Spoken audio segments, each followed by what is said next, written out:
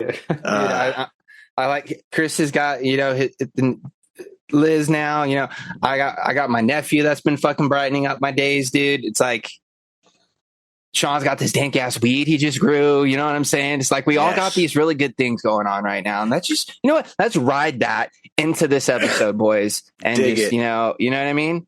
I dig it. And with that, my friends, you know what time it is. It's fucking shed time.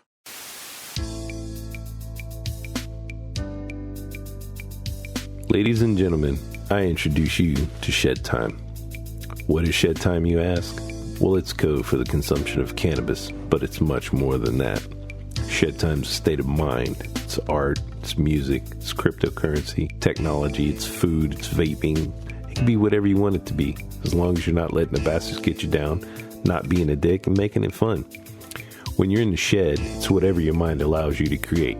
So now let's get to the Shedtime Podcast. And welcome back, ladies and gentlemen. You know it's not right without an air horn, and because I've actually perfected it now, we can do this too. We can start to stack them. Oh, shit. Yeah, I'm finally starting to figure out the platform. It only took, half of the season for me to really start to mess with the platform a little bit more and figure out like how I tweak these things. But we're getting there. I'm a busy man. Work's been crazy, way crazy. So yeah, like I'm a busy guy. But I'll tell you what, like James had mentioned, this weed I grew, I've been starting to test it now. We're at day 21 at the time of this recording, into the cure, and this weed smells incredible. It tastes amazing when I vape it. And I'm going to tell you, at around day 16, I did a good test where, like, I ground up a little bit, threw it in the airizer, ripped a few bags. I was blasted. Like, oh, dude, blasted. Like, holy crap, that came on hard and fast, blasted.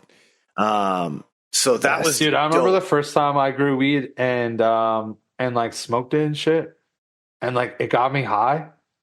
I like had this like moment where I was like, yo, like I fucking did this, bro, and it works. So like I can only imagine what it's like for you, like as you're getting further into your journey and like getting better at everything and then like growing the different strains and like the curating, or I guess not that was the thing that, like, really curing process and like you're just gonna get better and better and better, dude. Oh. Dude, yeah, like that was the thing that blew my mind. It was like when that was the moment that like I tested it and went, holy shit, did I get this right? Did I actually do it? And so, like I said, tonight I'm testing it at day 21. This is actually a day 20, so 20-day cure bud that I'm smoking because I grabbed a little last night and started testing this bud last night. The funny part about all this, though, is that the challenge I've run into here is I'm not combusting anymore. I'm not a fan. So I can vape it, and it tastes amazing, and it's great. I have to have my wife then smoke a couple bong bowls of it and then report back to me on what her flavor experience is, whether or not she can still taste chlorophyll when she smokes it, things like that. So that way I get better feedback as to where I'm at in my cure.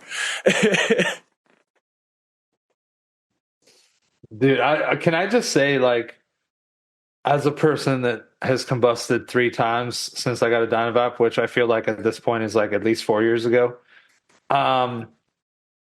hearing Sean say he needs to get his wife to combust, literally, dude, it makes my fucking dimples just come right out. Like, because I'm smiling like a motherfucker. Like, that's just like, I can't believe it, but I'm also so fucking excited for him. Got him!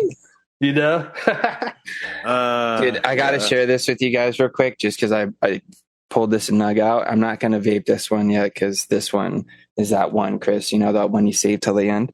Oh, yeah. Hey, look at this bad boy, bro. Ooh. Look at this. Just Dude, would you it's just like a look at little that? fucking Christmas tree. It's like a for perfect, everyone. like diamond triangle. But dude, It almost looks like a spade. Yeah, it does kind of, yeah. Yeah. Dude, it is so dank, Chris. I was telling Sean about this before we started. It's called permanent marker. Honestly, Okay. kind of smells like one. I was wondering, does it have that kind of like funky chemical? Now, like after I've smelled it, like, oh, hold on, let me pop the grinder and smell the freshly ground stuff. Oh yeah, but it's got like a little bit of like a funk to it too. You know what I mean? Like I don't know how else to put it besides the funk. But dude, I'm very excited for this right now. Yeah, dude. We're gonna pack this old volcano.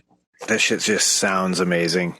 And yeah, but it was a cross between biscotti and okay, so I guess it's a three-way cross. The first part is biscotti crossed with jealousy, and then it's crossed with Sherb BX. Oh, so it's a Sherb back cross. Nice. Yeah. So Sherb crossed with Sherb. Love that. Love Dude, that. It ground down really nicely. It's sticky icky too. Like here, nice.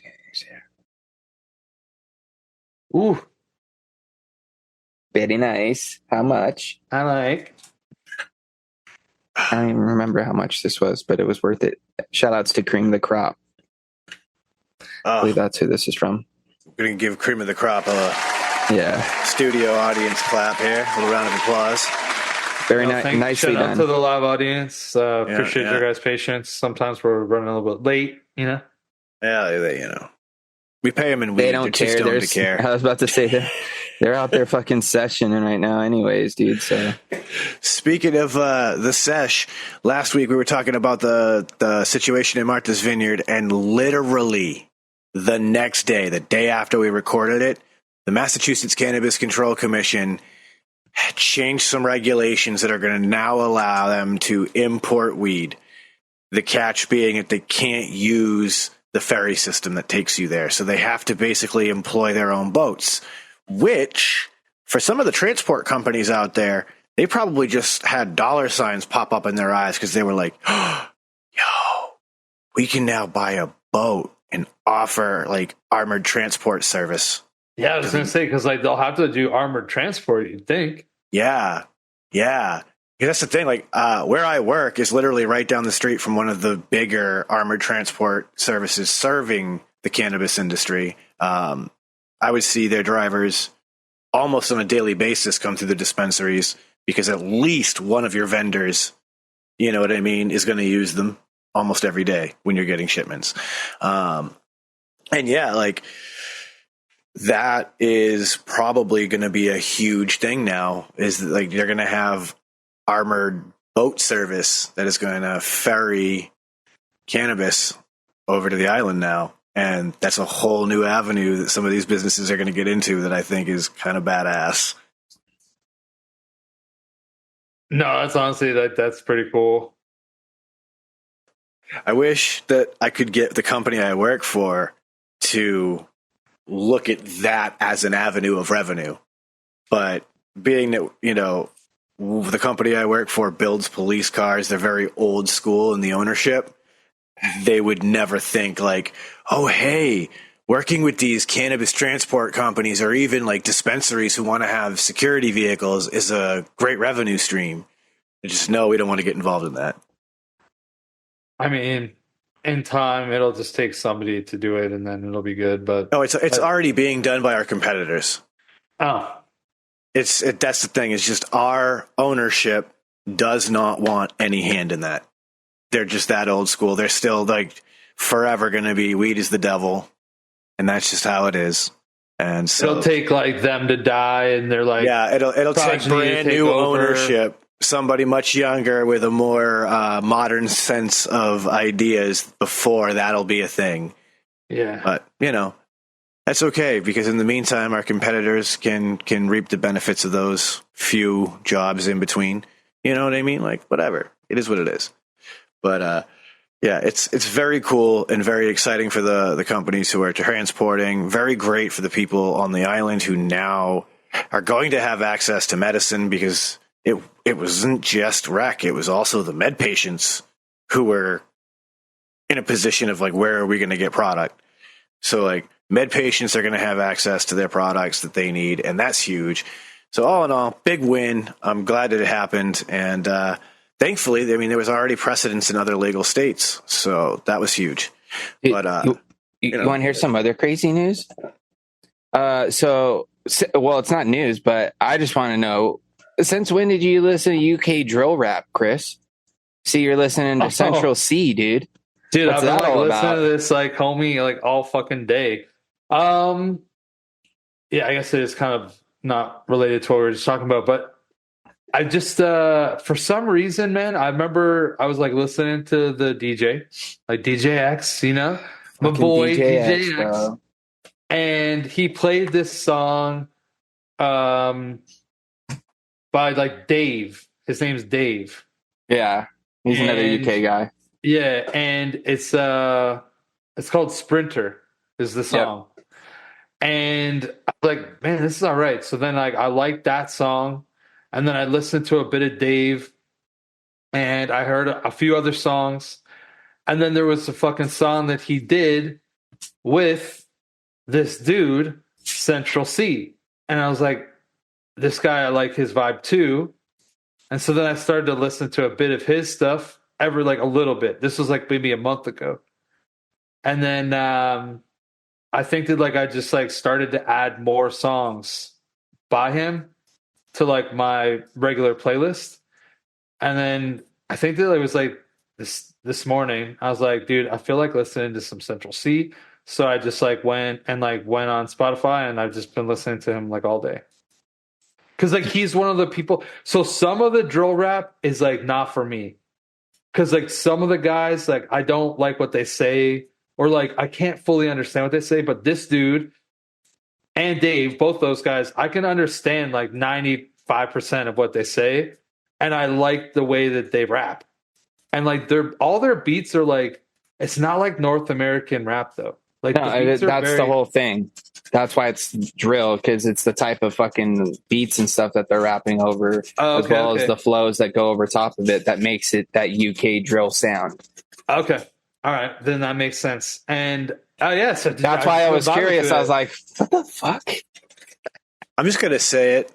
The UK African accent just sounds dope musically. Like, I feel like it's put on a bit, but yeah, no, it does. Because like even let's even go back to the 80s, right? Remember Nana Cherry? Probably not. Big one-hit wonder. But she had that song Buffalo Stance. And dude, the way her accent sounded when she sang just was so good. So good. Yeah, like I'm kind of with you, Chris. Like I'm not at a point where I even can name any artists, but anytime I hear some like UK drill come on, I'm like, some of this is pretty cool sounding. I kind of like this a lot more than I expected. Yeah, like I think that the biggest difference for me is like, you know, if you take away the accent, right, is the beats. And I'm so used to like North American beats having like heavy bass, and like it's like there's a lot more sampling, where like I feel like obviously there's sampling in like the drill rap, but like the bass is like it's not best mids. It's not even so much that, it's the way that they rap. Because they don't, it's not like anything you hear in the US, because like they'll just say things because they rhyme and it fits, but it also somehow it sounds cool, because like Sean says, the accent just somehow just sounds dope. And you can pretty much say, like, Dave's literally got a line in the song where he says 2 + 2 = 4 or some shit. Or so, like he does like math just randomly in the middle of the fucking rap, but it just somehow fucking works. The way like the way it goes to, that's the cool thing. Not only too, right? that, like, but then you get the UK slang thrown into it as well. Yeah. and then it's like trying to fucking figure out what the hell they're talking about, because like even like the shit, because they're not talking about like fucking running around with guns and shit out there, No, because like, almost they don't never. have fucking guns out there, dude. All Like, they they'll have, talk about women sometimes, but like Yeah. not even like that much. It's very different. yeah, it's just a totally different vibe. Uh-huh. Their drill beats completely different from American drill beats. Yeah, Because like, yeah, the way they flow on those beats is incredible. And like some of those dudes, I'm not gonna say it's like a speed rap, but the way that they can flow on top of those beats and keep the cadence running.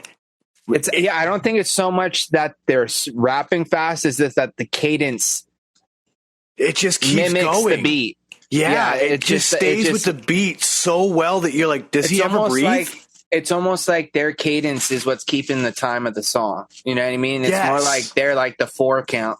You know what I mean? And then the fucking music's just playing 16th notes on top of it. You know what I mean? It's like a kid in his basement started rapping and his boy got on a drum kit and was like, I just got to play drums to this. Yeah, exactly.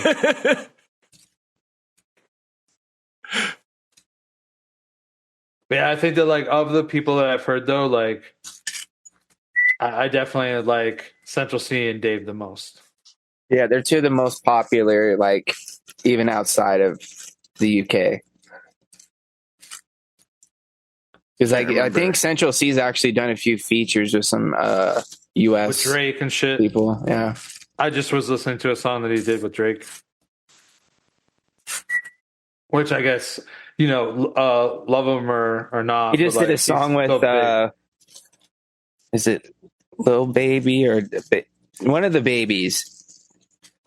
One of the babies. Yeah, I don't know. It's either Da Baby or I think it's Lil Baby. He just did a song with him, and I heard some of it, and it, like from the snippet that I heard, it sounds like it's pretty good. Like the baby's got a very like distinct sound too, or a little bit, whatever one it is.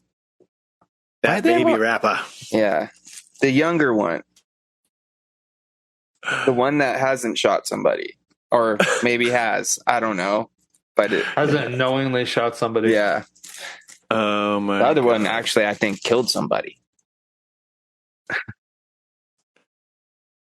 I don't know. Crazy shit. I can't keep up anymore.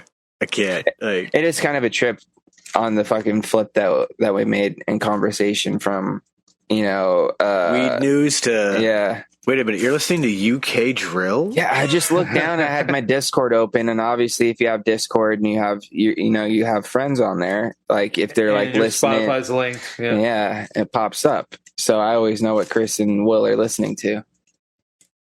I always keep my Discord closed when we're doing this show, just because I'm running so much software. I've got a YouTube window up right now. I've got my Discord open.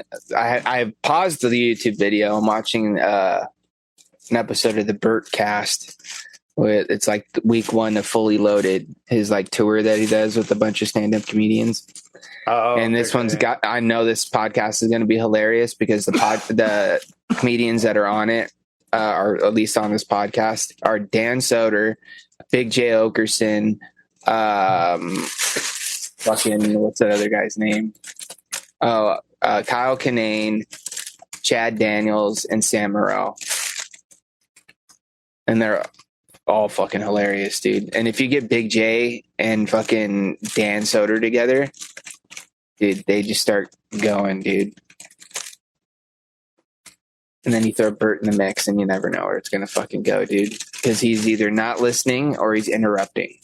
But it's awesome. It's fun. Dude, he's been having because he's not listening. Yeah, because he's waiting for them to stop talking so he could say something. Yeah, it's pretty much what it is. He's actually even said that. But dude, what he's been doing lately on his like podcast is pretty cool. Is like he's been having like musicians like on, and then like he's got like guitars and stuff all over his podcast studio, and he's gotten like I think he had was it Shinedown? I think he had Shinedown on, and they like played like 2 acoustic songs, which was sick. And then he just had Marcus King, I think his name is. anyway, the dude's a fucking crazy, like, soul bluegrass, like, mashup guitar player, singer guy. But he played a couple songs, and then he had Papa Roach on their on his Something's Burning. Oh, really? Dude, we were just talking about them last week. Yeah, and he had them on his Something's Burning thing, and they played whatever their fucking hit song is. I can't remember. Last Resort? Yeah, Last Resort. Like, I did like a little acoustic thing, just like off the fly. And like, dude, they must be like in their like 40s now, right? Yeah, dude, they're still touring, bro. Well, they're not like that old, but yeah. They're having like a resurgence, which is wild. That like all of a sudden, I never understood why people hated them so much. Like, I understand like they had like their era where they kind of like went off for a bit, but like, you know what it was is that like, because I feel like I'm part of that group of kids that like grew up with Papa Roach and turned against them. No, like I'm being straight up honest. I saw them live on the Infest tour, their very first headlining tour. It was Head PE who opened, and so that was such a good show. Head PE and then Papa Roach, fucking damn good. I think I was like 13 or 14 at the time. Like, I had a blast, but like, we got that album. And it was the teenage angst, and it was what it was, and it was heavy. It was the rap rock sound, and it was cool because it was what was in at the time. And then as they started to evolve in the next few albums, they went a little bit more towards the like poppier emo side that was happening. And a lot of us who liked the heavier band that they were got mad, and we were like, "Fuck you!" It was that gatekeeping shit. You know what I mean? Oh, dude, but that stuff happens with like every single band, dude. I used to like AFI, and then they went super lame to me. But other people, I wholeheartedly agree with you about AFI. Like, dude, I remember the kids that like were obsessed with the AFI. I had a couple that I went to school with. That I mean, like, they probably were obsessed with like the version of them that I didn't like. Yeah, they were like the Girls Not Gray kids, and like, you know, fucking, he's remembering Rise of the Phoenix. Yes, it's crazy, dude. I love Rise of the Phoenix. You know what I mean? Like, I was never really a huge AFI guy, to be honest. Like, a couple songs, but like never really dove deep into their discography. Dude, their early work, they have like a full on street punk sound, and then over time it gets a little bit more influenced by like Misfits and Danzig. So it gets a little bit darker and gothic, but it's still like that heavier street punk sound. And then it suddenly just shifts gears. It goes like 100% emo. Like, to me, like that's literally what it ends up becoming. That Girls Not Gray album, fucking, like eyeliner and gloves that are cut off, and like a chain. My girlfriend will walk me with a chain type shit. Like, that's like what it turned into. Yeah. To me. Like that album had one song that sounded like the early AFI. One song on that whole album. Because I bought the album because I was like, oh, cool, a new AFI album. And then I heard what the whole album was, and I was like, dude, these are songs to kill yourself by. Like, blunt. Like, I'm being blunt right now. It went to a bad spot for me. Yeah, but this is a thing, though, right? So that's the problem when you like a band a reasonable amount, or like you're into a band a reasonable amount, like across the board. Like, there's countless bands that I've enjoyed up until a certain point, and then I was like either okay with them or I started to not like them. And it was like, if I listen to them ever, every 7 years, old stuff. What? So does that happen like every 7 years? No, I fucking wish it only happened every 7 years. When bands do it, I feel like it's the third album.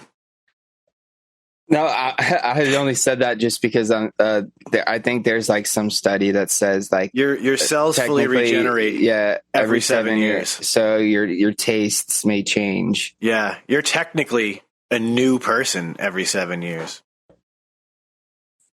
because all of your cells after 7 years will have fully regenerated again. They'll be all brand new cells in your body, which would mean that technically you'd be a brand new person. Semantics, but it's a fun thing to think about for a second. Like, not just your taste buds, but like every cell in your body. So yeah, wild. But dude, like there's like some bands that like I just I love them, and then they became horrible to me, unlistenable to me. Well, dude, like, look at There's all the some bands Metallica that were fans who are like, horrible. everything before Black Album, man. Yeah, well, I guess that's true. I mean, that'd probably be like a big mainstream example of like people that really like something and then they slowly faded to black, you know, to them. But it's like but then there's other bands that like I didn't like their early shit, and then they turned into something that I really liked. Same. And then sometimes I'm experiencing it now, they'll actually. turn back into something that I don't like again. You know, it's very weird. Music is well, it's so interesting. It's taste. Art is very interesting. Yeah, it's taste, right? It's all subjective, bro. Yeah. But like even you can change. Like that's the part that's so yeah. Because like you could hate something, I could love it, right? But I could love something, and then later I could hate that same thing I fucking loved.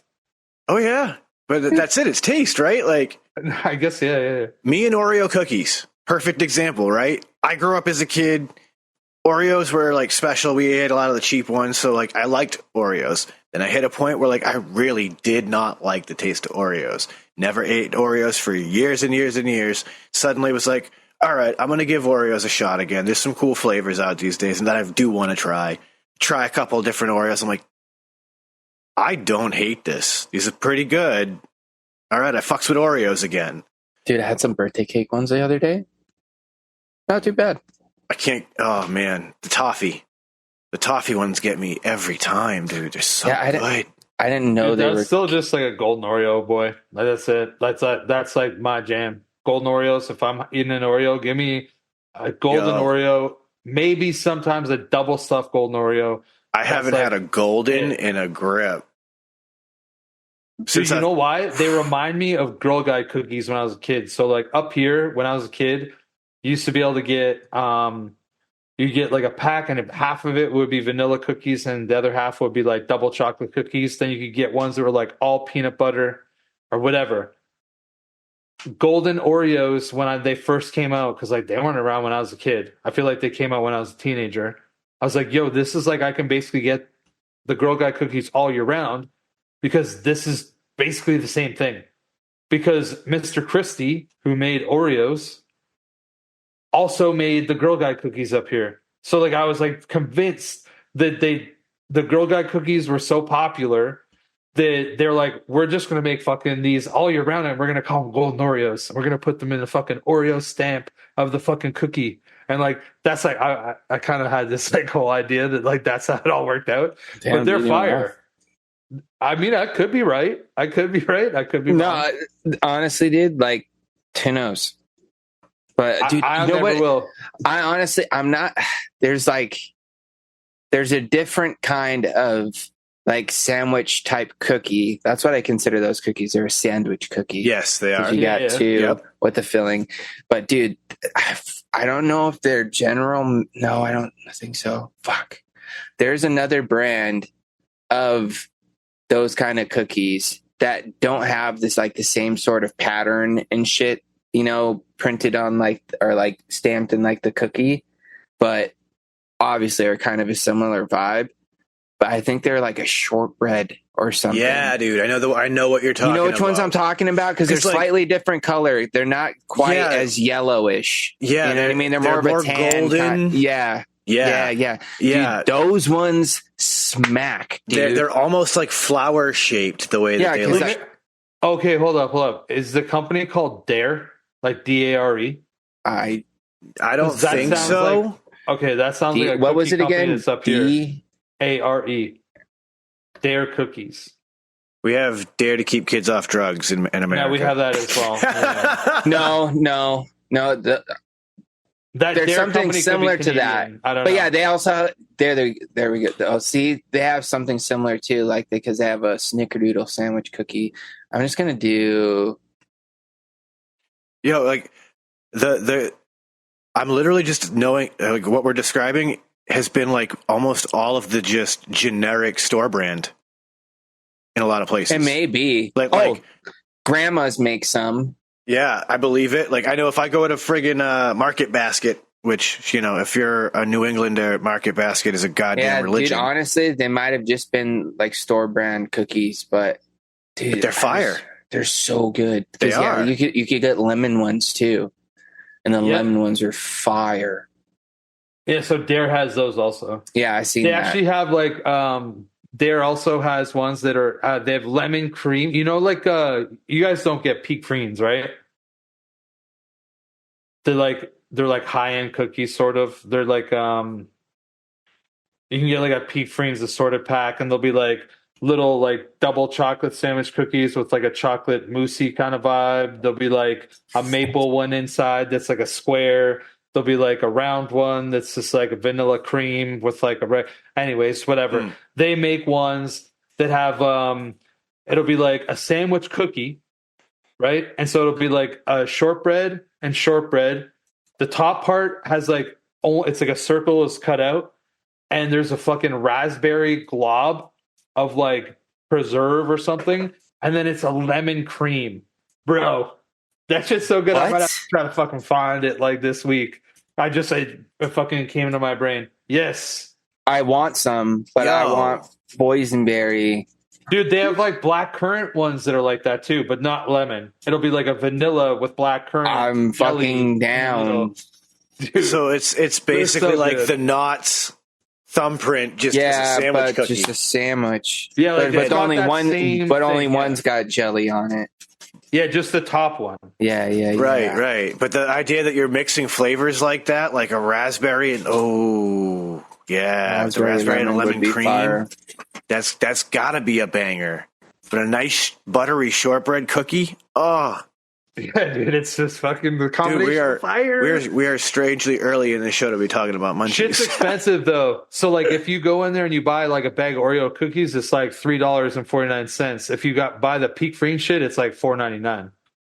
Yeah. And you don't get as many cookies. You probably get like 10% less cookies too. Well, that's like sometimes though, like, it's like 10% less. Did you know that Bischoff makes a sandwich cookie? Did you know they make Bischoff cookie cream or cookie butter? Oh yeah. I never knew that either. I saw Spreadable somebody. Bischoff cookie. Yeah, pretty much. Yeah. I've only seen it like in videos, but I was like, ladies and gentlemen, let me put this into your mind right now. You make some cinnamon roll dough, but instead of using a cinnamon brown sugar filling, you just put that Bischoff cookie butter. You know what the Bischoff cookies remind me of? Do you guys remember McDonald's kids meals in like the 90s when you'd get the little cookies that were shaped like the characters, like Ronald and Grimace and Hamburglar and stuff? They remind me of those so much. I never had a Happy Meal as a kid. They also they serve just the cookies. It would be like a little box. They'd be like this big. Like a little box, and it had like a little cellophane pack on the inside. We didn't go to McDonald's in my house when I was a kid. I didn't get to eat McDonald's until I was like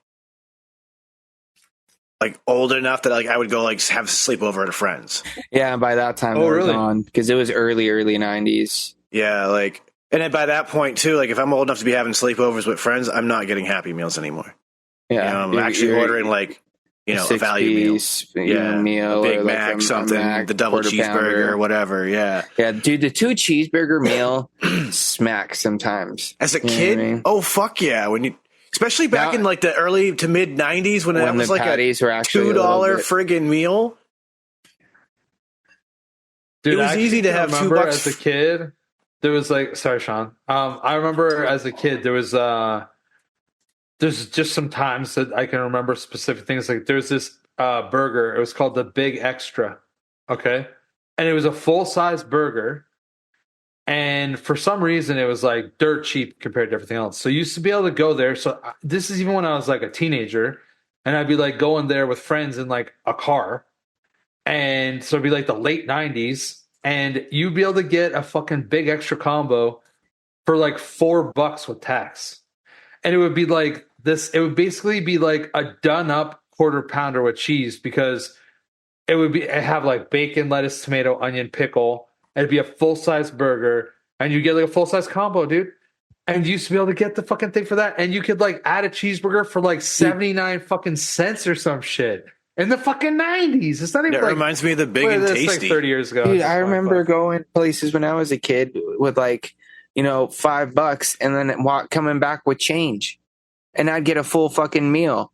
Yep. And I'm not talking about a kid's meal either. Yeah, me and my buddies would get like a Big Mac. We'd go to Jack in the Box or whatever all the time and just get like either chicken sandwiches or fucking tacos and just get like, dude, with tacos, bro. You know how many tacos you can get with $5, bro? That's 10 fucking tacos, homie. Yeah, 50-cent back tacos. in the day. Yep. And, 2 for $1. Dude, we just all pull our money together and just get a bag of tacos with fucking bunch of ranch, dude, and just fucking smack Jack in the Box tacos with ranch. If you guys aren't doing that, you're missing out because there's something about the ranch on those tacos that just like Jack in the Box tacos, from what I understand, aren't really like normal taco anyway. No, they're not. They don't even taste like a normal taco. Yeah, like you're free to disrespect this taco all you want. Dip ranch, do all that. It's got sliced cheese on it, dude. It's already just you're buying tacos from Jack in the Box. Their breakfast burritos are fire. Dude, their breakfast sandwiches are fire. I've never had them. I've had breakfast burritos from there, and you got to have a croissant fucking sandwich, bro. The sausage croissant, dude, because it's always a nice, soft, flaky croissant. You know what I mean? It's not like the most amazing flavored, you know what I mean? But it's always like nice and like it's never like because how you can go get a croissant sandwich from Burger King and it's just this real dinky, like small kind of croissant, and half the time it's like kind of hard on like the ends or something. Dude, not a Jack in the Box, bro. Not only that, but it's like a nicely fresh fried egg on there. You know what I mean? Yeah, dude, my experience at Jack in the Box is very limited. I love their food. I went there twice when I was in St. Louis over like a long weekend. And then I had it one more time on my way home from South Carolina, I think. Somewhere. It was either South Carolina or somewhere like that. And I really enjoyed it. I was like, wow, this is like way better than I would have thought because I'd seen the commercials my whole life. Yeah. And I never ate there before. And when I tried it, I was like, this is like way better than I thought. Because like there was a few other things I'd saw commercials for throughout my life. And then I tried it and I was like, this is not good. This was kind of like a dream crusher, Like we're looking at you, Arby's. No, actually, you know what? I like Arby's. Personally. I do too, bro. Yeah. Dude, like something about that Arby's sauce, bro. You throw some of that on your fucking roast beef or just dip your fucking curly fries in it, dude. A little bit of a zip to it. Dude, I'll always use their horsey sauce to get my curly fries in. Fuck the horsey sauce, dude. Yeah, I can't do the horseradish, dude. Oh, it's brutal. It's fire, dude. I love horseradish. I can't do it, dude. Much as I'd like to say I'd give it another shot. I've tried it too many times, and I assume you don't fuck with wasabi either, then? No, not really. It'd be if anything, it's very light, but I don't even eat sushi, so there's no reason for me to really be eating wasabi. You know what I mean? Yeah, because like. Thankfully, like especially like things like wasabi green peas when you're eating those shit like that, like it's not even real wasabi. Yeah, it's well, honestly, majority of the wasabi you get in like the U.S. or even I'm gonna even probably guess Canada too is horseradish. Yeah, it's just green horseradish. It's imitation because, dude, it's too expensive very hard. And it spoils when too quickly to get it here. Yeah, you gotta do that shit fresh, and you're only gonna get that shit in Japan at like the real fancy fucking spots. And that's the thing. You might be able to get that on like the West Coast, like out near you might be able to get it. No. It's like you're only like what, like a 14-hour flight from Japan when you're there, and like but still, dude. Unless you're like a really high joint, yeah. Okay. But yeah, majority, I would say 90% of your sushi spots, it's imitation. Yeah, like you gotta be at the like the LA spot that like the celebrities go to, and you might be able to get that real wasabi, but yeah, that shit is wildly rare. but it's interesting.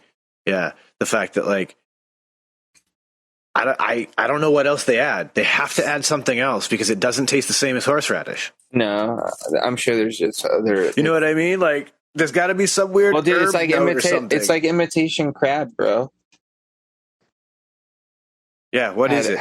How did they get that shit to taste exactly like crab? Crab meat, man.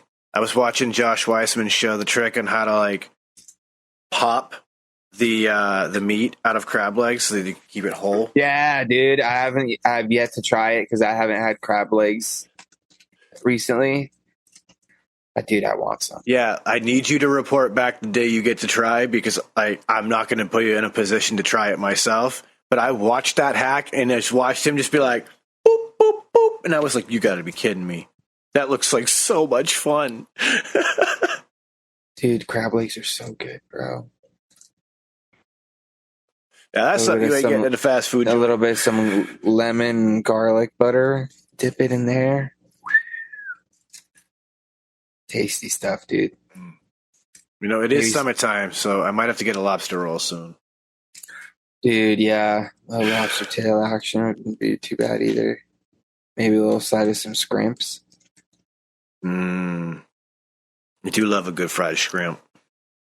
Dude, even if it's not fried, grilled, dude. Oh, good. Yeah, dude, some barbecued shrimp skewers. Mm-hmm. Jerk shrimps. Dude, I do love a good popcorn shrimp though. I'm not gonna lie to you. Either that or like a nice or like a panko crust. Oh, yeah. You know what I mean? Ooh. I'll fuck those up, dude. Like especially if they're like the nice jumbo guys. I went somewhere. I can't remember what a restaurant it was, but they had like it was like Shrimp Week or whatever, and you could get like a shrimp platter, and you got like 5 different types of shrimp. And like, dude, I had this one that was like regular potato chip crusted fucking shrimp. Ooh. So they just like basically like battered it, I guess, and like got regular potato chips all crunched up and like coated it and then deep fried that shit. Oh yeah, dude. It was like I've been seeing people so good. I've been seeing people literally do that shit with all kinds of stuff. Like I saw this person make. Dude, well, I saw this one guy take like 6 flavors of Doritos and like coat like an individual chicken tendy in each flavor of the fucking Dorito and fried them up, dude. And dude, they looked like a nice crispy coating on there as far as like, the well, probably there's no skin on it because it's already a fillet bread. Whatever, but dude, it just looks so fucking good. Like Cool Ranch, fried. Bro. Oh, Cool Ranch chicken strip, bro. Sounds good to me. Dude, dude, you can get funky with it. Get like a little flaming hot action, maybe. You want something with a little kick? I'd want that salsa verde, the sweet and spicy chili one. Yeah, he did one of those. If you got like the fucking super hot Takis. Yeah. Oh yeah, I mean, you could do it with. I'm sure you could do it with any chip. You could crush Doritos. Dots pretzels and use that as a breading for fried chicken. I'm telling my dad because my dad makes the best, in my opinion, the best like chicken strips or chicken tendies, whatever you want to call them, and he always changes up the recipe, but for some reason they're always just fire. You know what I mean? It's like one of my and my sister's like favorite things that he like fucking has cooked since we were kids. So like he always gets kind of excited. Like when I'll come home from work and be like, "Hey, I've been making chicken strips." I'm like, fuck yeah. And he gets a big old smile on his face. And then every time we sit down and start eating them, he's like, "How are they? How'd they come out this time?" I was like, "Yeah, I did something a little different." I was like, "You do something different every time, Dad, but they're always good." That's the fun of cooking. That's the shit I like about cooking. He gets like that when he gets around the barbecue or the smoker too. Yeah, it's like, what do you think of this one? It's delicious. Yeah, it's different wood. You know what I mean? Yeah. This time I fucking I left it marinating overnight and then dry rubbed it in the morning and then threw it on there and it's been smoking for like 6 hours. Dude, my dad used to do that with ribs all the time. He'd make like 3 or 4 racks of ribs, and everyone would be different. So like one would be like lemon pepper, one would be like something else, one would be this, one would be that. And like he'd always leave one that just with a little bit of salt and pepper. He's like, all right, Chris, put whatever fucking barbecue sauce you want to put on to ruin these bitches. Like basically is like how, and I'd be like, I personally, I like a saucy rib. I'm with you. I will enjoy a dry rub rib, but I prefer a saucy rib. I'm on a kind of picky when it comes to my ribs because I'm only like a baby back rib guy. You know what I mean? I'm not a big beef rib. Really? You know what I mean? Beef ribs are okay. They're just not. They're not what I'm wanting. Yeah, when I think ribs, I'm thinking a nice baby back rib. I want it to fall off the fucking bone. Yeah. I find that beef ribs are always kind of like fucking gnawing at it a little bit, and it takes a bit to get that shit off. But like they are good because like ultimately like it reminds me of like a fire fucking prime rib. And I love prime rib. Like, dude, then you would love coming over here on the weekend, bro. Because my dad usually fucking throws down on a prime rib almost like every other weekend, dude. Dude, I would love it. You're right. And let me tell you what, bro, it's different every time. But beef ribs need to be slow roasted and braised, so that way you're just like pulling that bone out, and that meat's just shredding apart. Yeah, I think that honestly, Sean, the amount of times I've ever had beef ribs like that, I can't think of a single time. My dad would never make them that way, and he made them the way that he loved it. And like, I'm not going to tell him that he can't do that. But like, I know my dad could like cook a mean roast though. Like, it's so weird. My dad was like not a chef at all, but like he was really good at cooking meat in the oven, not even in the barbecue. My dad like rarely even ever barbecued other than like hamburgers or hot dogs.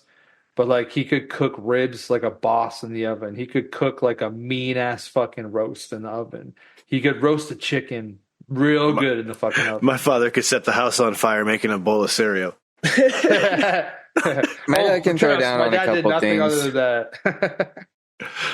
My old man could barely handle making coffee in the morning. Dude, he's got this recipe that he it's like a family recipe. For the, I think I've told you guys about his chicken noodle recipe that he makes for like the holidays, where it's like handmade noodles that he makes the night before and like leaves them out to dry, and then like makes like a nice stock with the chicken in it and everything, and then he'll take the chicken out and then like make like a sort of like sauce situation with the noodle. Dude, I can't explain it to you other than it's fucking one of my favorite things in this world to eat. And I very rarely get to have it. But dude, let me tell you what, bro, leftovers of that shit. Anything like that is fire the next day. Dude, it soaks up into the noodles even more, bro. And I'm not a big soup guy. Throw that shit on your mashed potatoes, son. Fuck the gravy. Oh, I do it every year. My grandmother used to do this. It was like a ham soup is what she would call it. And so basically it was like somebody's recipe of like maybe a split pea and ham soup that she had once found. And she was like, I'm going to change everything about this. And so like she'd make this giant stock pot because she's this little old Italian grandma. And she would cook up this huge batch and then make these like big deli containers up for all the kids in the family. And so like everybody's house would get a big deli container of them from grandma. And dude, when you would reheat that, it was no longer a soup. It was like just like a broth pasta stew. Like there was so like much thick, pasta and meat and veg in there that like it's the same thing that happens like when my mom will make her homemade chicken noodle. And the next day is always the best, bro, because the broth thickens up a little bit more. You know what I mean? And it's a little bit creamier, and like it's almost like almost gone. It's just like enough to hold it all together now.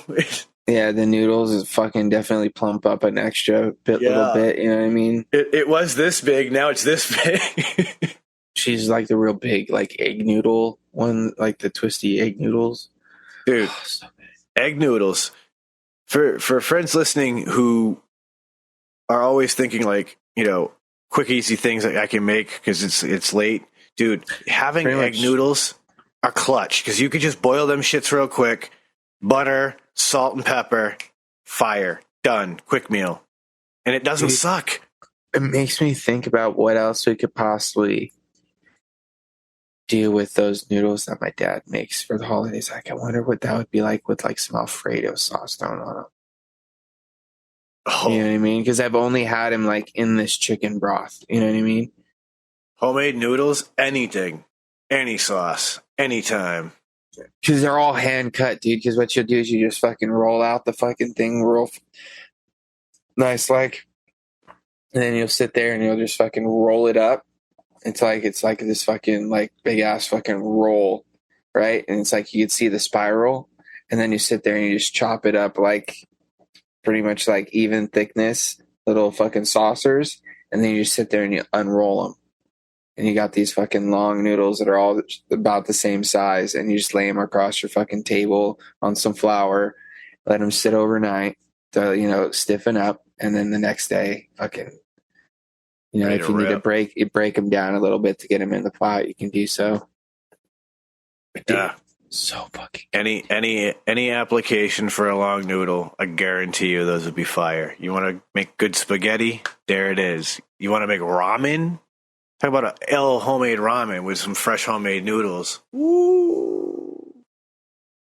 Because dude, they've got a very specific texture, like the ones that like my dad makes. I don't know if it's just because like how long he cooks them, or just because of how much they absorb. But they're almost like they're not al dente because there's definitely no like snap or like any like sort of like give to them. Really, they almost kind of just like melt in your mouth. Almost, I'm just like reminiscing on the last time I had them, and just like, fuck, dude, I want them so bad right now because they sound so good. It's key to get those recipes too. Like I know I'm gonna make sure I have to. Dude, honestly, I haven't made them with them in a while, but yeah, like I've got some of my grandmother and my mother's recipes from when I was a kid growing up. Still blows my mind sometimes when I find out though that like one of my favorite recipes was just a Campbell's soup recipe, like from the back of the can. Oh yeah, dude. You're like, son of a bitch, I thought this was like something special. No, it was just a can. Yeah. But it was so fire. I think we were talking, I don't remember if it was on this show or if it was like after a green room or even on the green room, but we were talking about like, it was like working with cream of mushroom. And it was like this cream of mushroom chicken and like stuffing thing that got all baked in the oven, and it was fire, and I loved that shit growing up. And then I found out like years and years later that it was just a recipe they saw on the back of the can and was like, let's give it a go. Hey, everyone likes it. Oh yeah, I'm sure, dude. It's in the rotation now. Dude, Swap out that cream of mushroom for cream of chicken, and I'm down, dude. Yeah, well, so here you go, James. Here's something. You know, like those like regular bag hash browns, like the chopped ones, like the chopped up ones you get at the grocery store. You get a package of that, okay? You then add like, I guess it depends on how big the bag is, but like 1 or 2 cans of cream of chicken soup, okay? And then you mix like maybe you have like a cup of shredded cheddar cheese, and you mix like that in, and then you put in. Most people would put in chopped up like small green onion. Yeah. And then you just mix it all together.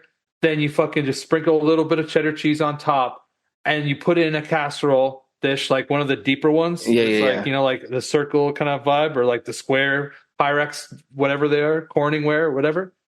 And you fucking bake that shit in the oven, bro.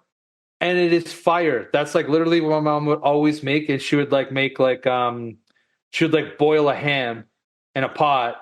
And then we would have that, and then we would have the potato fucking casserole, or like the hash brown casserole, and then like some chopped carrots or something. That would be like a meal, and it was fire, dude. Dude, that sounds. It sounds good, dude. Oh, I would honestly like the only thing I would probably do different is instead of like doing it in like the taller, circular, like more round. I would put it in like more of a flat. Cake pan kind of thing. Yeah, that way it gets a little bit more crispier. You know what I mean?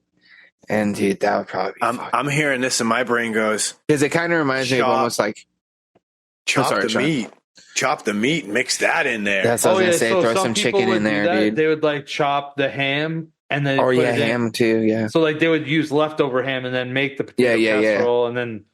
I'm imagining. What about Polish kielbasa? I love me some good kielbasa. Slice up some kielbasa, mix it in that. Just like a smoked sausage or something. Dude, that's why honestly I love pasta bakes too. Like, I'm a huge fan. Like it's some like penne and like whatever. Dude, like, I'm telling you guys, pizza pasta, bro. It was like that. Dude, been there. I love it. Chris, you got to make the pizza pasta, dude. I'll do that. I'll make that straight up. Good. Mm-hmm. All you need is your favorite sort of whatever kind of noodles you need. You know, or you prefer. You know what I'm saying? Remember, you're gonna make this in a casserole sort of dish situation. You're going to, whatever sort of pasta sauce, either if you want to make it, pasta sauce, you want to use, if you want to make it yourself or buy it, whatever. And then get, maybe some ground beef, you know what I mean? Like a little bit of some ground beef, maybe like some pepperoni, maybe, or you could swap out the ground beef for some like Italian sausage, you know what I mean? And then, throw some black olives in there too. And then, of course, you're going to fucking coat this with a nice layer of some mozzarella cheese. And then, of course, if you want, throw a couple olives on top of that. Just, maybe a couple little extra bits and pieces just to melt. And then when you're done with that, you throw it in the oven. I'll get you the temperature and the amount of time to do this. Of course, you also boil your noodles beforehand. And then toss them in there and then coat them with the sauce and then whatever your toppings and all this stuff. And then you bake it, until, honestly, you probably just bake it until you got a nice golden, layer of cheese on top. You want your top to look like a pizza. Exactly. And then you're ready to go. Pull it out. And it's fucking delicious, dude. And then you can even sprinkle a little bit of some Parmesan on top. Maybe if you want to, do a little chili flake action, you get that more authentic, slice vibe. You know what I'm saying? It's one of my favorite things. And the cool thing about this too, right? If you're in a pinch, you want to do it quick, throw the oven on the broiler setting, because then you can, in like 2 minutes flat, fully melt the top. Because you've already cooked everything that's inside it. So you're just trying to melt the top anyway. So throw the broiler on, 2 minutes in there real quick. Maybe heat up your pepperoni a little bit. Or if you want, you can even just throw all that stuff into your sauce. If you dab, I'm just saying, you could just torch the top if you really didn't even want to go throwing the oven on because you've already been cooking. This is true, but I always like throwing it in the oven a little bit because then you get a little bit of crispy ends here and there, and a little crunch thrown in there every now and then. It's kind of nice. The nice thing about the oven too is that you can really give the cheese the chance to melt into the pasta a little bit, so that way you can always throw some in to the mix too, like when you throw your sauce and stuff. That way you got a little extra layer of cheese amongst it that'll melt as it's being baked. That'll also, dude, because then you get a nice scoop and then you got the cheese pulls for days, dude. So good. Yeah. It's just it's cheese pulls and sausage. You're basically just making a baked ziti that's just 100 times friggin' better. It's so good. It's so good. It's so good. You know what else was really mind-blowingly good in the similar vein was I tried, is it called pasticcio? It's the Greek lasagna. And that was really fire, too. I've never even heard of that before. I watch a whole lot of chefs on YouTube and shit. And I saw a chef do it once, and I was like, yo, that's a really cool recipe. And I can't remember what was so unique about it now. And I'm going to quickly... Was there lamb involved? There is, I'm out. You wouldn't have to if there was. You could just substitute for beef. You know what I'm saying? Then I'm probably back in. Hold on. There we go. I had to pull up the Google. Yeah, pasticcio. I think I pronounced it wrong the first time, but it's pasticcio. And it's basically a Greek lasagna. let's see, it's layers of pasta, ground beef ragu, casseri cheese, and creamy bechamel. That was what was unique about it. Let me do this, and then I can show y'all what a cross section of one of these jammy jams would end up looking like. Here we go. We're gonna use this guy right here. And now that I got my camera on, it's supposed to be on. There it goes. That's pizza. That's interesting. So you've got layers like macaroni. You got your layers of noodle on the bottom. Then you get your beef sauce on top. On top of that, bechamel sauce. And so then you bake all this together. And so it's like you've almost got something similar to an Alfredo at the top, just without cheese, just a heavy cream sauce. Then all of this rich, meaty red sauce, and then your pasta at the bottom. Amazing. Delicious. Highly recommend that. You know what I'd end up doing immediately? Is I would hope it would be served to me in a bowl. Because I had to mix that stuff up so all the noodles get coated in everything, and I get everything in one bite. Because I'm one of those guys that, like, if I get like if I eating like spaghetti or like some Alfredo or something at the house, that's just going in a bowl, dude.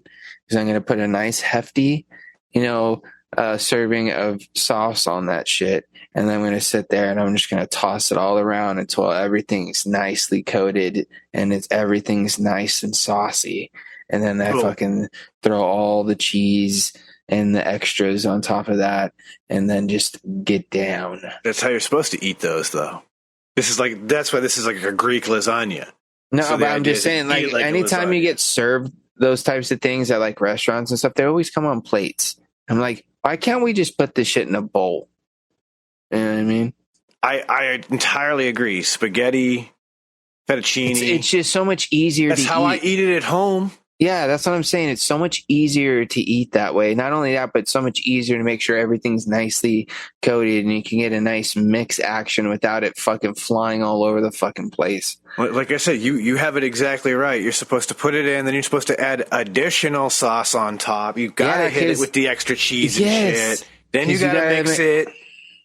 You know what I'm talking about, Sean. That's and I how like it's a nice, supposed to be. Nice hefty meat sauce too, to be honest. What do you guys? Oh, we've talked about this before. And you guys like Alfredo sauce, and I'm not. Oh really yeah, a huge fan. I fucks with like most Italian dishes and sauces and flavors.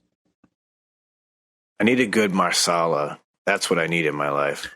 Don't know if I've ever had that. A good chicken marsala is hard to beat. Thing is that like I need to find a restaurant that is really good. Dude, chicken marsala, because I fuck up a chicken parm right now. Oh, for friends who remember what's in the news with Poon Sauce, we had a cold open once where I talked about how like if you wanna have a one up in life, you need to step your fucking chicken parm game up. You need to learn to make a damn good chicken parm. Dude, it's so good, dude. If you make a good chicken parm, you can impress your friends, impress your loved ones. The funny thing about it is, dude, because that literally just pretty much consists of like a chicken cutlet, some fucking, and a side of spaghetti. You know what I mean? It's just how you assemble it. But yeah. But it's always served with some sort of noodles on the side as well as or it's or you served make a on chicken top parm of sandwich. You know what I mean? Yeah. But do it with some garlic bread. Oh. Now chicken parm sandwich on garlic bread. Dude, were you guys the kids that whenever you'd eat like a spaghetti? It's funny that we just call it spaghetti here, like in the States. It's technically like spaghetti bolognese or something like that. Well, that's like with the meat sauce, a red meat sauce. Yeah. If you use a bolognese sauce, that's pretty much bolognese has to be a certain amount of meat. So like it's weird, right? Like if your meat sauce, let's say, is like 3 pounds of tomatoes to a pound of meat, wouldn't technically probably be a bolognese. Oh no, dude! But if you're like 2 pounds of meat to a pound of sauce, Then you're definitely a bolognese. Gotta have the meat, bro. That's And about I like how I when make it's a mix mine. of like ground beef and like Italian. That's sausage, exactly dude. how we do it in my house. And You I can like when the stand a Italian fucking sausage spoon up. is bigger chunks too. You know what I'm saying? It's not broken up as much as the ground beef is.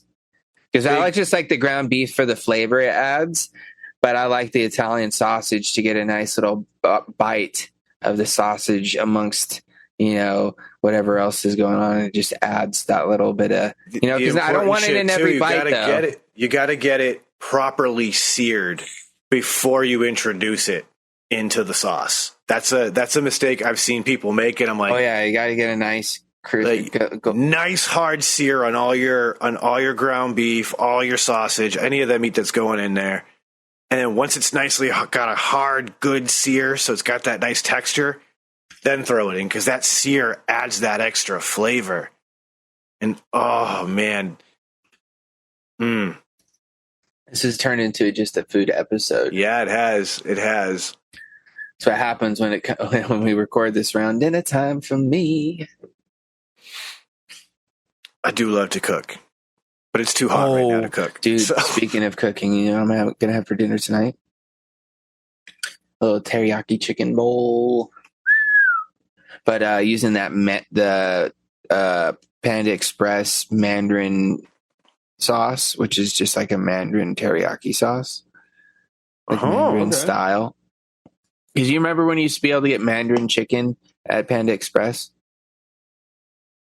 It was like on the menu, and then all of a sudden it just turned into teriyaki. Yeah, I've never had a Panda Express around me. Oh, so you've never had their orange chicken, dude? No, like they exist in Massachusetts, but like I've never been around anywhere where there is one. Okay, I will say this: it's definitely not like crazy authentic, No, it's fast food. But dude, I'll tell you what, there's just something Chinese about their orange chicken and some chow mein that I get a hankering for every now and then. And it's just like, and their chow mein's not like what you would expect really either. It's kind of like more of a really thin noodle situation. And it's got like a lot of veggie situation going on in there, like a little bean sprout, maybe some cabbage and other things tossed up in there.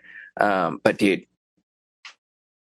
there's something about it. And then I take that and I throw a little bit of their fucking, when you could get it, their Mandarin sauce, and even like put a little of that on top of that, bro. So this is something that you can buy separate. Well, they sell it in stores. Okay, so you're making this at home, but you're using their sauce? Yeah, but you could also get it from them. No, when you buy it there. I was talking about buying it there in that situation, like with the whole order with the chow mein and all that. But when I'm making it at home, I usually just throw it on a bed, on top of some white rice, and fuck it up. So I'm a General Tso guy. I'm a big fan. Never been. Love the spicy. Don't think we have any of those out here. No, that's the type. No, that's the type of sauce. Oh, sorry. You like General Tso chicken. I thought it was like a restaurant because I've never even heard of the sauce. Well, never had the sauce. I guess it's like one of those ones that if you buy it in the store, you can buy the General Tso sauce, have the little chili pepper spicy vibe on it. Yeah, gotcha. It says that it's spicy. It's not It's not like super spicy, but it's spicy. I know what you're talking about now because I'm seeing it in my head from going to the store. Yeah, because if you go to a restaurant and you get it, it'll have those little dried chilies in it. Yeah. Yep. Really rich umami. A lot of ginger, garlic in it. Oh, it's so good. I'm just like a teriyaki guy. I'm not really much of a soy sauce guy. A little bit here and there is okay. You might have liked it because you do salty things, and I do, but dude, it to a certain extent. Because I find soy sauce can be a little too salty sometimes. Soy sauce is an ingredient, not a condiment to me.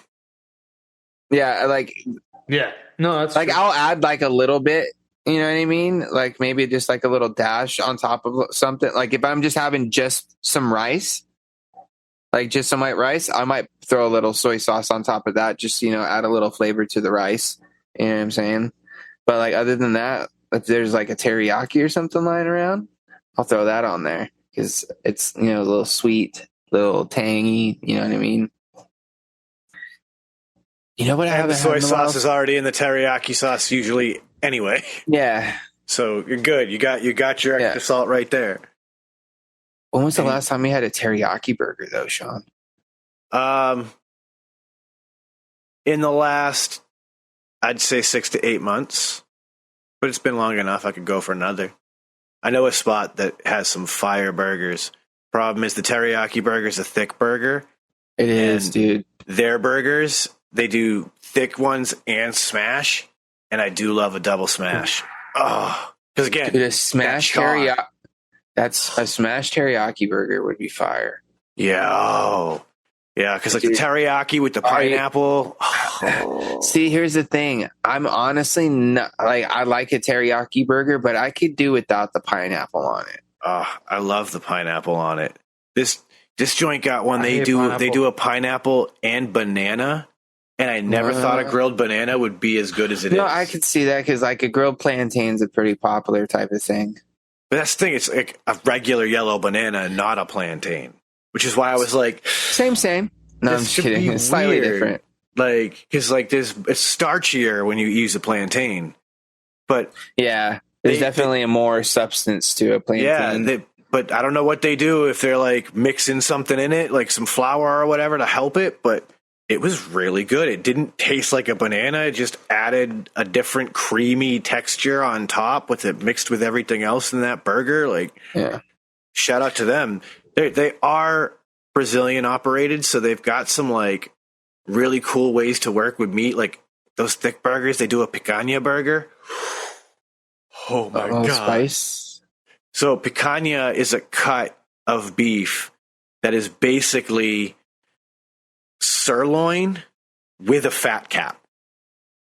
So you get all the additional flavor of the fat cap that would come out of that part of the brisket, but it's the sirloin. So it's got a good like breakdown ratio from lean to so it's probably like a 75-25 maybe, you know what I mean, as far as like fat to meat to fat ratio. And yeah, that burger is just juicy, delicious and rich, and it's the most expensive burger on the menu. And as it rightfully should be, because like honestly, a picanha cut is if a filet mignon is the king, the picanha might be the queen. Like it's quite a nice cut. Shout out to Brazil for popularizing the picanha in the Brazilian grills and making people realize how fire of a cut this is. Oh, and so that's the thing. If you've never been to a Brazilian grill, you have to experience once in your life. And I'm guessing you're not much of a teriyaki burger guy there, Chris. No, not really. Honestly, I don't even know if I've ever even had one.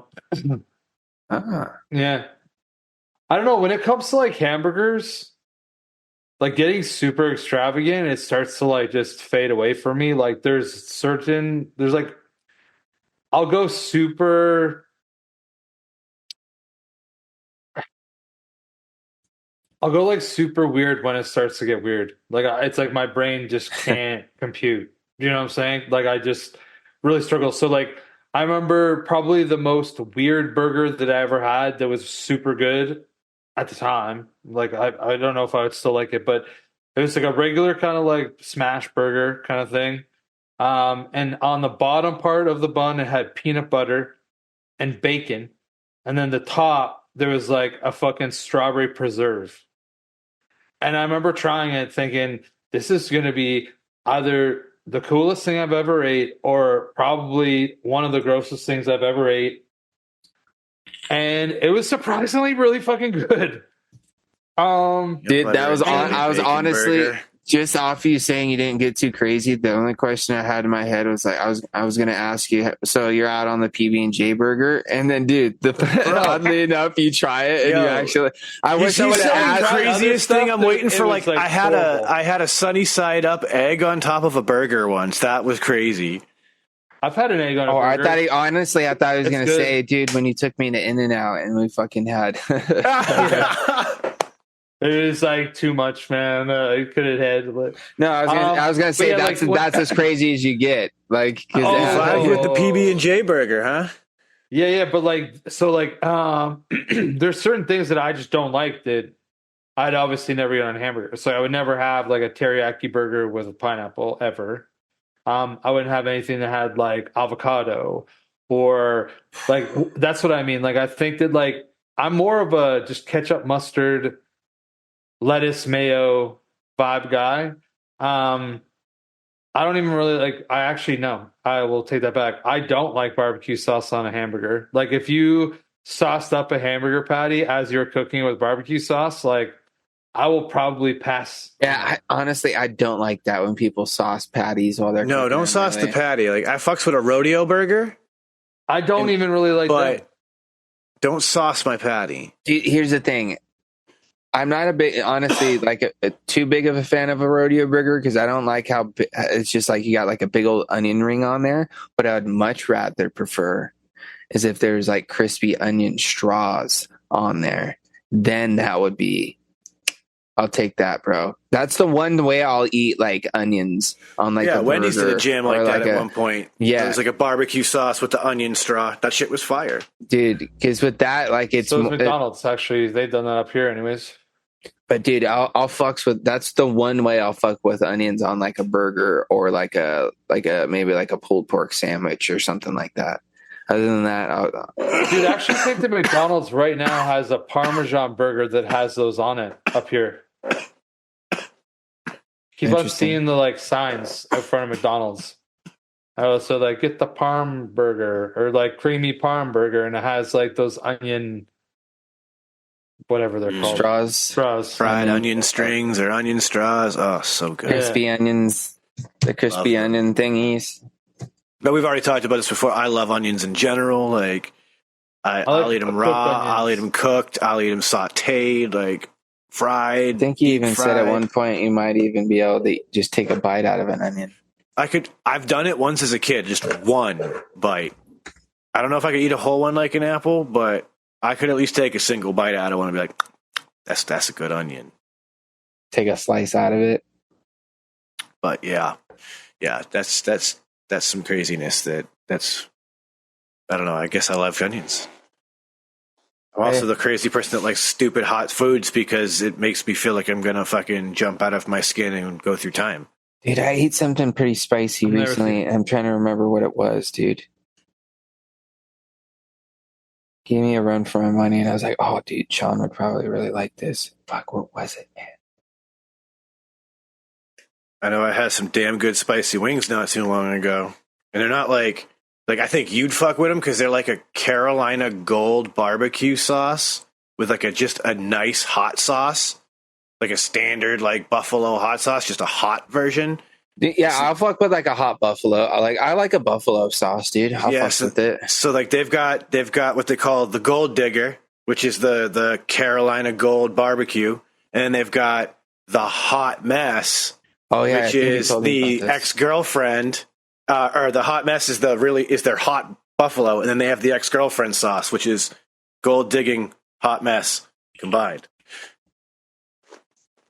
And dude, that hot sauce, I've literally asked them if they could bottle it because like I get extra every time we go to the restaurant, so like I could take it home and make it and make like eggs and shit.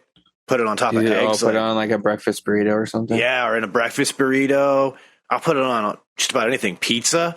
Oh, my God. That hot sauce on some pizza? You're taking the slogan from Frank's Red Hot and you're saying, I'll put that shit on anything? And on everything. So good. Oh, yeah, is it anything or everything? I don't know. That's why I said that shit on everything. Yeah. Close enough.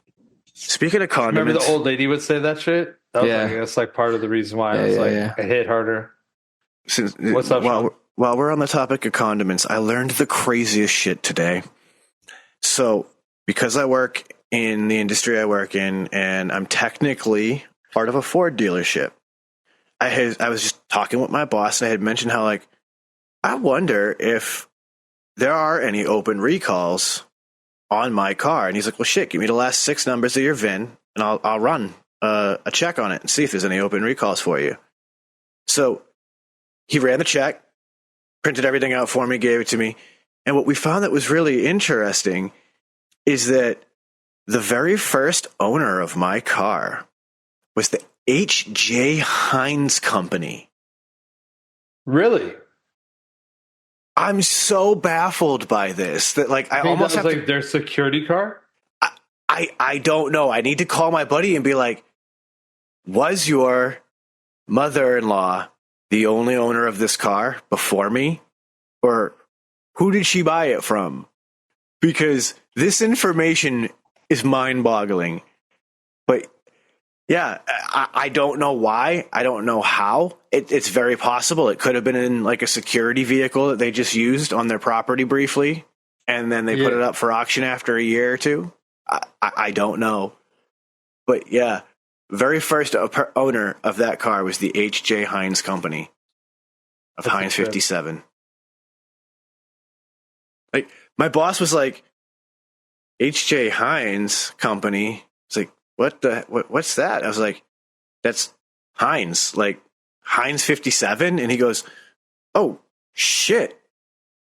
What are they doing with a car? And yeah, I mean, it is a Ford Taurus. It is the exact model they were using for police cars. It is believable that they might buy one to use as a security vehicle in that sense. Yeah, like why not, right? Right. But like, is there a big like Heinz plant near you? I thought that it like started in like Eastern Pennsylvania or something. I think you're right, but I know that the Heinz family had a lot of property in Massachusetts. So it's quite possible that there is, a large enough Heinz bottling facility here in Massachusetts. Or it could have just been maybe not even a security vehicle. It just could have been just used for transport. Yeah, it could have just been like a corporate, like, business vehicle. Yeah. Some sort of fleet to shuttle their execs around. Yeah. Yeah, that's possible too.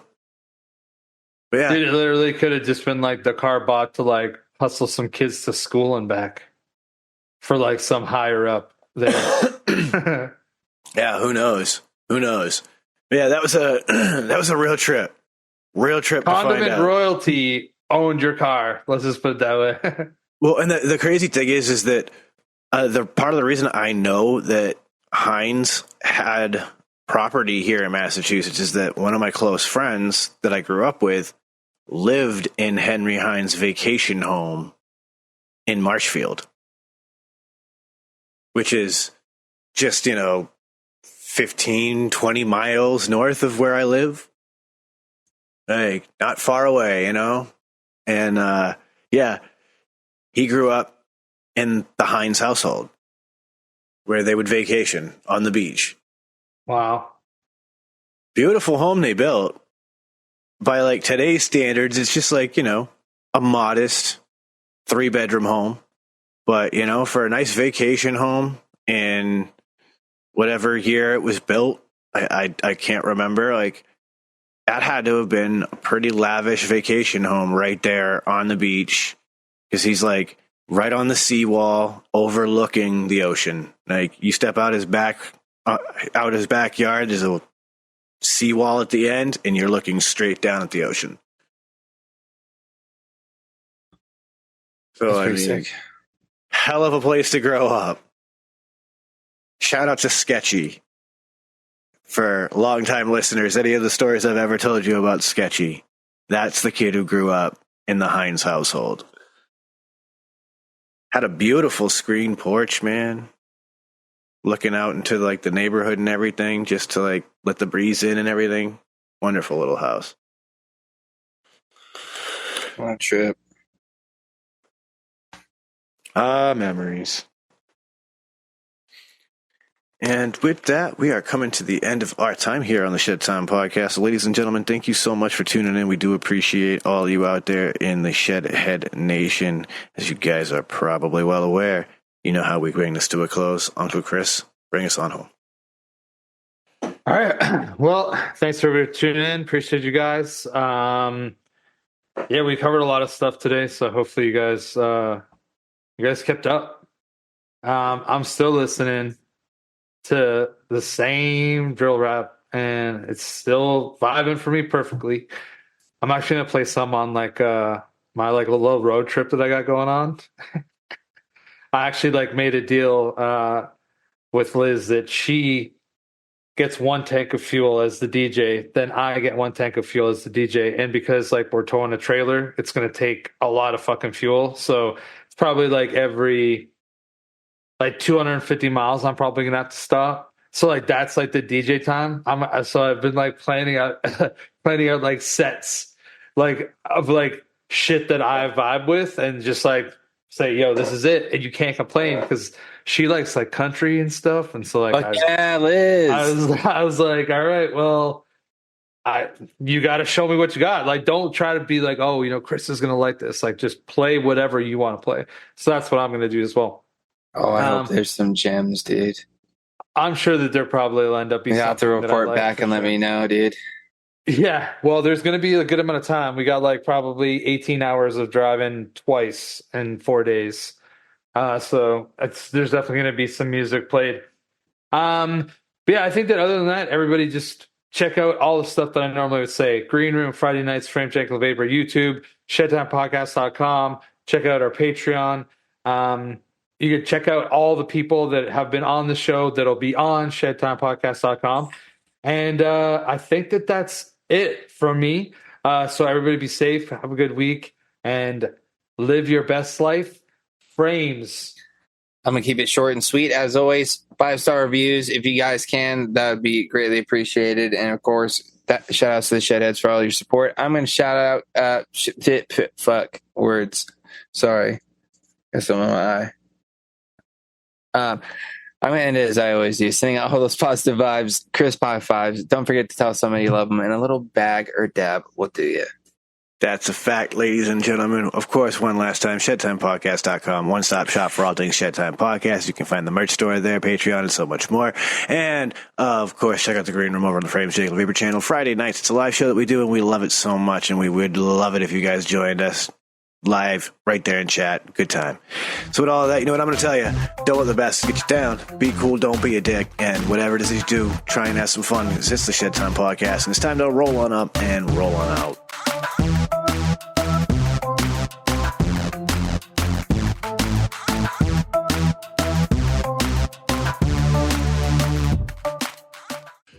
Dynavap, Dynavap, Dynavap. Looking to cut the cord on your dry herb vape? Dynavap. Trying to get the best taste from your herb? Dynavap. Ready to take your sesh to the next level? Then meet Dynavap, the best way to vape your flower or concentrate. Concentrates?